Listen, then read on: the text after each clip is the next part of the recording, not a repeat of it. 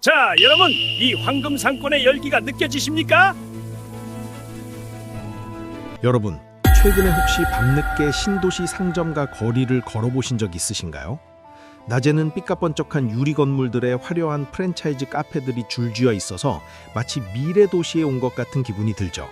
통탄, 평택, 판교, 이름만 들어도 대한민국에서 돈이 제일 많이 몰린다는 그야말로 황금 상권들입니다. 부동산 뉴스마다 호재가 넘쳐나고 몇 년 전까지만 해도 상가 하나 분양받으려면 밤새 줄을 서야 했던 바로 그곳들 말입니다.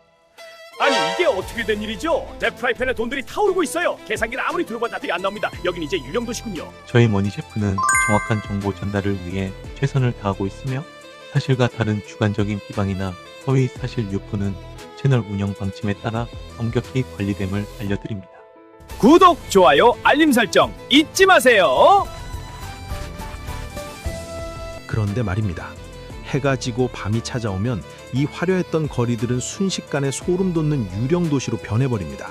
불 꺼진 간판들, 유리창마다 덕지덕지 붙어있는 임대문이 전단지, 인적 하나 없이 텅텅 빈 복도.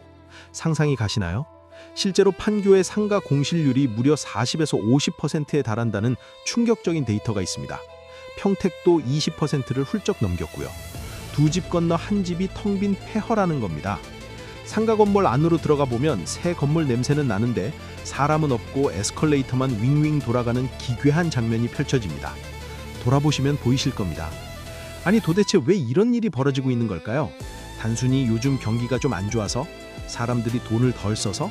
만약 그렇게 생각하셨다면 오늘 제 이야기를 끝까지 아주 집중해서 들으셔야 합니다.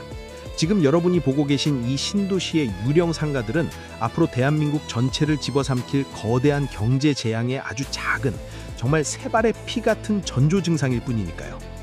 전직 은행원이자 자산방어 컨설턴트로 활동 중인 박 소장님은 현 상황을 두고 이렇게 경고합니다. 지금 대한민국은 1997년 IMF 외환 위기나 2008년 글로벌 금융 위기와는 차원이 다른, 완전히 성격이 다른 폭풍 속으로 걸어 들어가고 있다고요. 심지어 많은 전문가들이 우려하는 일본의 잃어버린 30년? 차라리 우리가 일본처럼만 될 수 있다면 다행일 거라고 말합니다. 우리는 일본보다 무려 10배는 더 끔찍하고 처참한 붕괴가 기다리고 있다는 겁니다. 도대체 왜 이렇게까지 상황이 절망적인 건지, 그리고 이 피할 수 없는 쓰나미 속에서 우리 같은 평범한 개인과 가족들은 어떻게 살아남아야 할지, 오늘 그 소름 돋는 진실과 생존을 위한 실전 매뉴얼을 하나씩 아주 뼛속까지 시리게 파헤쳐 보겠습니다. 자, 심호흡 한번 깊게 하시고요. 진짜 생존 게임 지금부터 시작합니다. 자, 첫 번째 이야기입니다. 상상해보세요. 여러분이 평생 직장 생활하며 모은 퇴직금에 은행에서 대출까지 영원까지 끌어모아서 신도시 중심가에 번듯한 상가를 하나 분양받았습니다. 조물주 위에 건물주라는 농담을 주고받으며 이제 노후는 월세 받으면서 따뜻한 나라로 여행이나 다니며 편하게 살 꿈에 부풀어 있었겠죠. 계약서에 도장 찍을 때만 해도 세입자들이 줄을 설 거라고 분양 대행사 직원이 침을 튀김이 장담했을 겁니다. 그런데 막상 건물이 다 올라가고 잔금을 치렀는데 세입자가 안 들어옵니다. 한 달, 두 달, 1년이 지나도 빈 상가입니다. 매달 통장에서는 수백만 원의 대출이자와 비싼 건물 관리비가 칼같이 빠져나갑니다. 피가 마르죠. 그럼 여기서 이런 의문이 당연히 드실 겁니다. 아니, 임대료를 반값으로 깎아서라도 사람을 채워 넣어야 하는 거 아니야? 관리금도 없애고 월세도 파격적으로 깎아주면 장사하겠다는 사람이 왜 없겠어? 에이, 현실은 그렇게 만만하지 않습니다. 여기서 많은 분들이 모르는 부동산 시장의 무서운 비밀이 하나 등장합니다. 건물주들이 바보라서 텅 빈 상가를 내버려두는 게 아닙니다. 상가의 매매 가치는 철저하게 그 상가에서 나오는 월세 수익률에 따라 결정됩니다. 만약 월세 300만 원 받기로 했던 상가를 당장 이자 내기 급해서 150만 원으로 깎아서 세를 줬다고 쳐보죠. 그럼 그 순간 그 상가의 전체 매매 가격은 반토막이 나버립니다. 더 무서운 건 은행입니다. 은행은 건물의 가치를 담보로 대출을 해줬잖아요. 그런데 임대료가 반토막 나서 건물 가치가 뚝 떨어지면 은행은 당장 담보 가치가 하락했다며 대출 원금의 일부를 당장 갚으라고 독촉합니다. 이걸 상환 압박이라고 하죠. 당장 이자 낼 돈도 없어서 월세를 깎은 건물주가 대출 원금을 수억 원씩 갚을 돈이 어디 있겠습니까? 결국 임대료를 내리는 순간 건물이 통째로 경매로 넘어갈 위기에 처하는 겁니다. 그러니까 건물주들은 울며 겨자 먹기로 피눈물을 흘리면서도 텅 빈 상가에 임대문의 종이만 붙여놓고 매달 생돈으로 대출이자를 막고 있는 겁니다. 이게 바로 한 번 빠지면 절대 살아서 헤어나올 수 없는 콘크리트 덫입니다. 그럼 도대체 왜 이렇게 자영업자들이 상가에 안 들어오는 걸까요? 임대료가 비싸서? 아닙니다. 근본적인 원인은 대한민국이라는 거대한 배의 심장, 바로 무역 엔진이 고장 나버렸기 때문입니다. 우리나라는 천연자원 하나 없이 오직 사람의 머리와 기술로 물건을 만들어서 외국에 내다 파는 가공무역으로 먹고 사는 나라잖아요. 그런데 지금 전 세계가 어떻게 돌아가고 있습니까? 미국과 중국이 패권 전쟁을 벌이면서 글로벌 공급망이 완전히 두동강이 났습니다. 예전처럼 중국에 물건 팔아서 돈 벌던 시대는 끝났다는 겁니다. 게다가 반도체, 자동차 같은 우리의 주력 수출 품목들도 전 세계적인 경기 침체로 직격탄을 맞고 있죠. 이 수출 기업들의 공장이 멈추고 실적이 곤두박질 치면 어떤 일이 벌어질까요? 공장에서 일하던 사람들의 야근 수당이 사라지고 성과급이 반토막 나고 최악의 경우 구조조정으로 직장을 잃습니다. 그럼 그 노동자들이 퇴근하고 삼겹살에 소주 한잔 하던 공장 주변의 식당들은 어떻게 될까요? 회식 예약이 뚝 끊기겠죠. 동네 커피숍, 미용실, 마트가 줄줄이 도미노처럼 무너집니다. 자영업자가 망해서 가게를 빼면 그들에게 세를 주던 상가 건물주도 결국 한계에 부딪혀 건물이 경매로 넘어갑니다.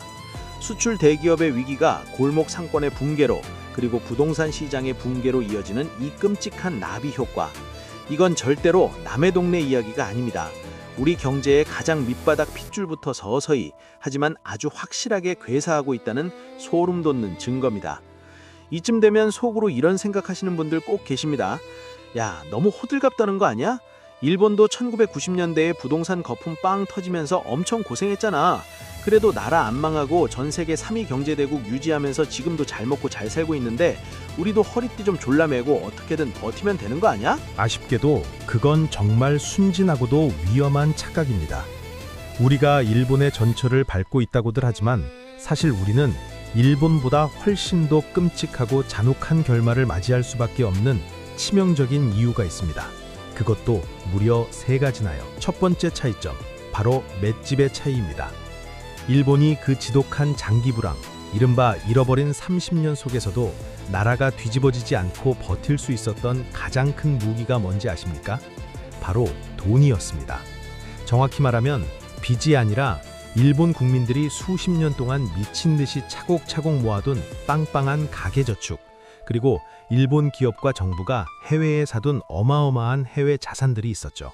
쉽게 말해 밖에는 눈보라가 치고 일자리가 사라져도 창고에 쌓아둔 쌀가마니가 산더미 같아서 파먹고 살 수 있는 체력이 있었다는 겁니다. 일본은 세계 최대의 순채권국이었습니다. 그런데 우리는 어떤가요? 현재 대한민국 가계부채 비율은 GDP 대비 무려 89%를 넘나들고 있습니다. OECD 국가 중에서 압도적인, 정말 부끄러운 1위죠. 이게 무슨 뜻이냐고요?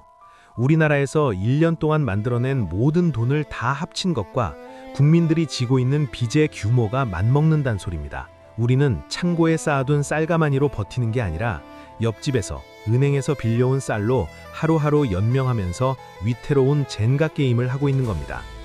남의 돈으로 쌓아올린 경제, 외부에서 충격이 와서 막대기 하나만 잘못 빼면 와르르 무너지는 모래성 위에 위태롭게 서 있다는 뜻입니다. 당장 내일 이자 낼 돈이 없어서 카드론을 돌려막기 하는 가구가 수십만인데 어떻게 30년을 버팁니까? 3년도 못 버티고 길거리로 나앉을 판입니다. 두 번째 이유는 통화의 힘, 즉 돈의 계급장 차이입니다.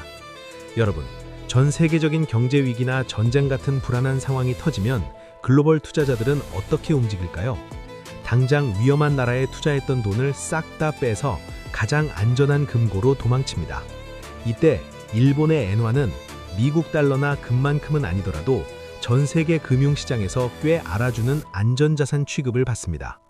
위기가 오면 신기하게도 오히려 엔화 가치가 오르면서 일본 경제를 방어해주는 방패 역할을 하죠. 일본의 경제가 흔들려도 엔화라는 튼튼한 성벽이 버텨주는 겁니다. 그런데 우리 원화는요? 안타깝게도 위기 상황이 오면 글로벌 투자자들이 가장 먼저 쓰레기통에 던져버리는 이른바 신흥국 위험자산 취급을 받습니다. 동네북 신세죠. 원화 가치가 곤두박질 치면 당장 어떤 일이 벌어지는지 아십니까? 우리나라는 석유, 가스, 밀가루 같은 생필품의 재료를 싹 다 수입해서 씁니다. 환율이 폭등하면, 즉 원화 가치가 쓰레기가 되면 수입 물가는 미친 듯이 치솟습니다. 월급은 그대로인데 라면 한 봉지, 기름 1리터 가격이 2배, 3배로 뜁니다. 안 그래도 대출 이자 내느라 허리가 휘는 서민들은 밥상 물가 폭등이라는 이중고를 맞으면서 그야말로 생지옥을 경험하게 되는 겁니다. 방패는커녕 비가 오면 피뢰침 역할을 해서 벼락을 끌어당기는 게 바로 우리 원화의 현실입니다. 세 번째 이유, 이게 진짜 우리의 숨통을 끊어놓을 가장 무서운 원인입니다. 바로 인구구조, 초저출산이라는 돌이킬 수 없는 재앙입니다. 일본도 고령화 문제로 골머리를 앓았다고는 하지만 그래도 1억 명이 넘는 든든한 내수 시장이 버텨줬습니다. 젊은 사람들이 줄어들긴 했어도 경제를 굴러가게 할 최소한의 톱니바퀴는 돌고 있었다는 거죠. 하지만 지금 우리는 어떻습니까? 전 세계 학자들이 경악을 금치 못하는 출산율 0.7명대의 초더출산 국가입니다. 흑사병이 돌았던 중세 유럽보다 인구 감소 속도가 빠르다는 소리까지 나옵니다. 아이가 안 태어난다는 건 미래에 물건을 사주고 집을 사주고 소비를 해줄 수요 자체가 아이의 공기중으로 증발하고 있다는 뜻입니다. 여기에 엎친 데 덮친 격으로 무서운 변화가 하나 더 있습니다. 바로 폭발적인 디지털화입니다. 요즘 마트 가서 장 보시는 분들 많이 줄었죠? 밤에 핸드폰으로 터치 몇 번만 하면 다음날 새벽에 문 앞까지 신선한 고기와 채소가 배달옵니다. 화장품도 옷도 다 온라인으로 삽니다. 일본이 잃어버린 30년을 겪을 때는 스마트폰도 로켓 배송도 없던 시절이었습니다. 그래서 사람들이 동네 상권에서 돈을 썼죠. 하지만 지금 우리는 인구마저 소멸해 가는데 그나마 남은 사람들의 지갑조차 오프라인 상권이 아니라 거대한 이커머스 플랫폼으로 다 빨려 들어가고 있습니다. 상가가 텅텅 비는 속도가 일본과는 감히 비교도 할 수 없을 만큼 미친 듯이 가파르다는 뜻입니다. 자, 어떻습니까? 이 세 가지 차이점만 봐도 등골이 서늘해지지 않나요? 아, 우리는 일본처럼 서서히 가라앉는 게 아니라 엔진이 꺼진 비행기처럼 수직으로 추락하겠구나 라는 불길한 예감이 드실 겁니다. 하지만 진짜 무서운 이야기, 진짜 비극은 이제부터 시작됩니다. 과거와는 전혀 다른 아주 잔혹한 형태의 괴물이 우리 개개인의 목을 노리고 있거든요. 여러분, 1997년 IMF 외환 위기를 기억하십니까? 그때 눈물 흘리며 직장을 떠나던 아버지들의 뒷모습, 그리고 장롱 속에 고이 간직해둔 돌반지며 결혼반지까지 기꺼이 꺼내 들고 은행으로 달려가던 국민들의 모습 말입니다. 그때는 나라의 곳간에 달러가 똑 떨어져서 대한민국이라는 국가 전체가 부도 위기에 처했던 사건이었습니다. 위기의 주체가 국가와 대기업이었죠. 그래서 온 국민이 하나로 뭉쳐서 금모으기 운동도 하고 어떻게든 나라를 살려보겠다고 희생하면서 수렁에서 건져냈습니다. 함께 극복한다는 일종의 연대감이라도 있었죠. 그런데 이번에 다가오는 위기는 완전히 질이 다릅니다. 나라가 망하는 게 아닙니다. 국가는 여전히 건재할 겁니다. 부자들도 여전히 잘 살 겁니다. 문제는 바로 평범한 국민 개개인의 통장이 피를 흘리며 말라 죽어가는 이른바 개인 부도의 시대가 도래했다는 겁니다. 숫자로 한번 확인해 볼까요? DSR이라는 용어 들어보셨죠? 총 부채 원리금 상환 비율. 쉽게 말해 내가 1년에 버는 돈 중에서 빚 갚는 데 쓴 돈의 비율입니다.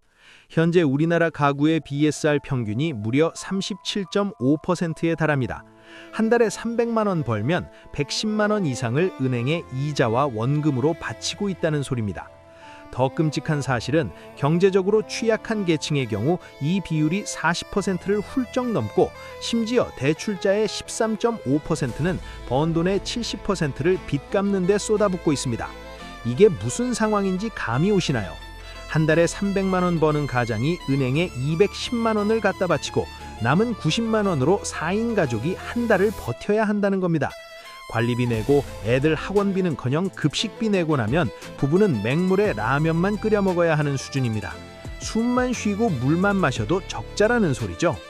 최근 몇 년간 집값 더 오르기 전에 막차 타야 한다며 빚내서 집을 산 이른바 영끌 쪽 분들, 가슴에 손을 얹고 맹정하게 생각해 보시죠. 지금 살고 계신 그 아파트, 현관문 열고 들어가면 보이는 그 거실, 진짜 내 집 맞습니까?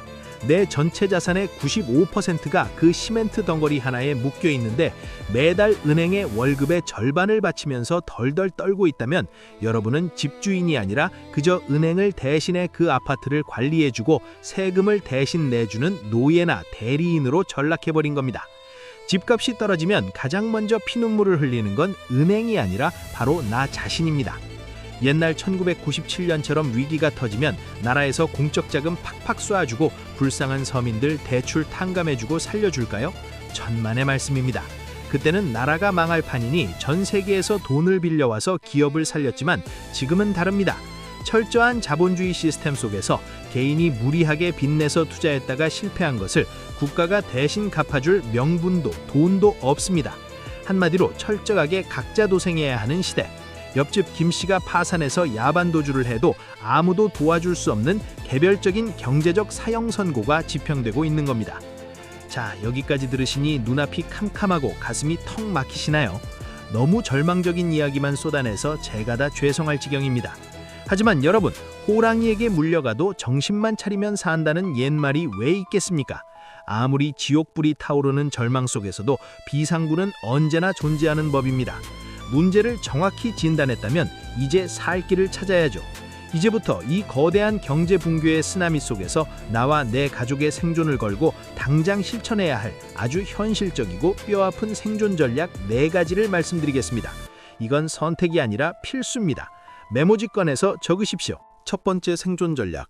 지금 당장 무자비하고 잔인할 정도의 부채 다이어트를 시작하십시오.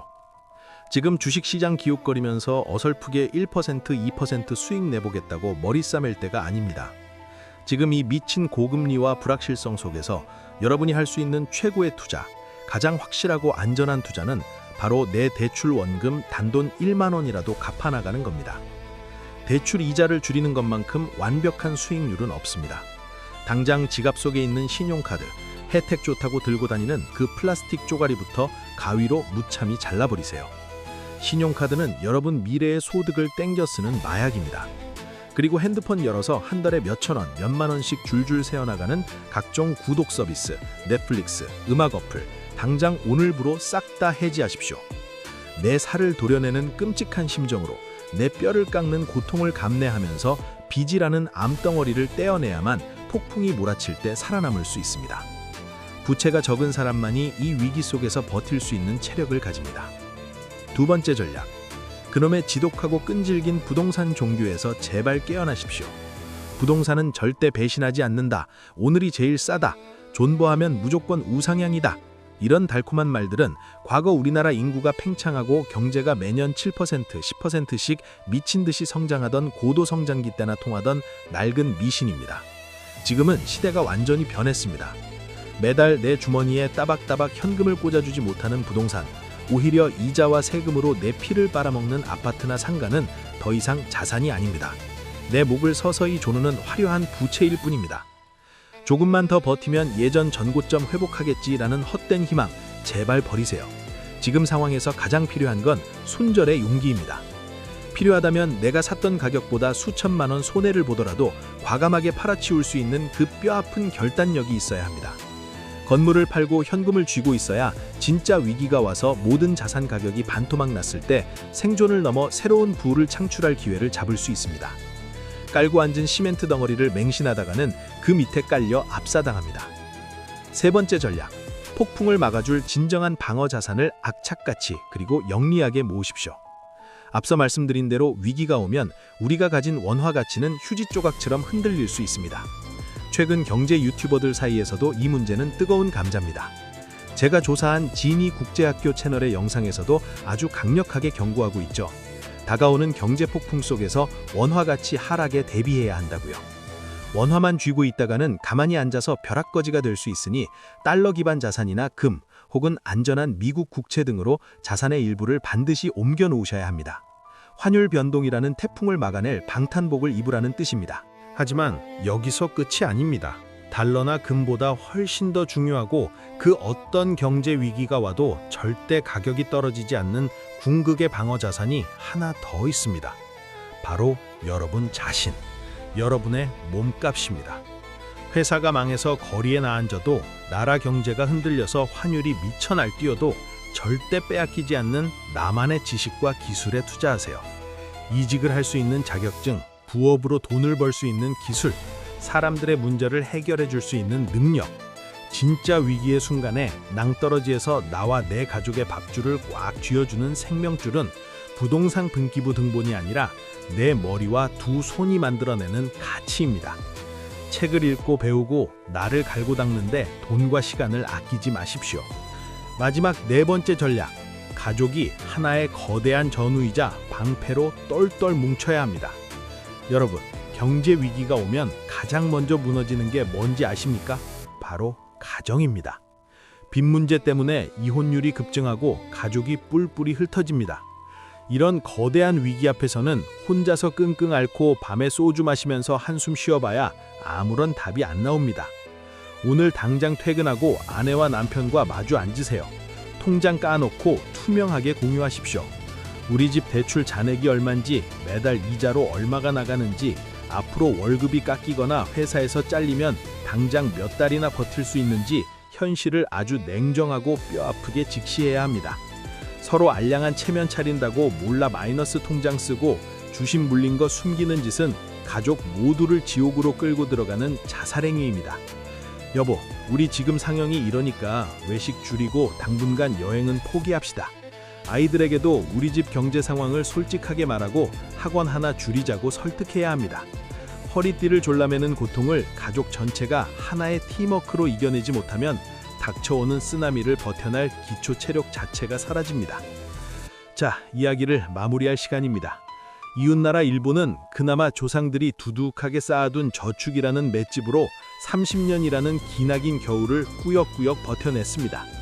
하지만 빚더미에 앉은 우리는 단 3년도 버티기 힘들지 모릅니다. 언제 터질지 모르는 시한폭탄을 안고 돌격하는 형국입니다. 지금 당장 어떻게든 되겠지, 설마 나라가 망하겠어? 라는 근거 없는 낙관론이나 남들 시선 의식하는 체면 따위는 쓰레기통에 처박으십시오. 내일 아침 눈 뜨자마자 스마트폰 은행 어플 켜서 우리 집 대출 상환 스케줄을 확인하고 내일 당장 직장을 잃어도 쥘 수 있는 순수 현금이 얼마인지 피도 눈물도 없이 냉정하게 계산해 보는 것.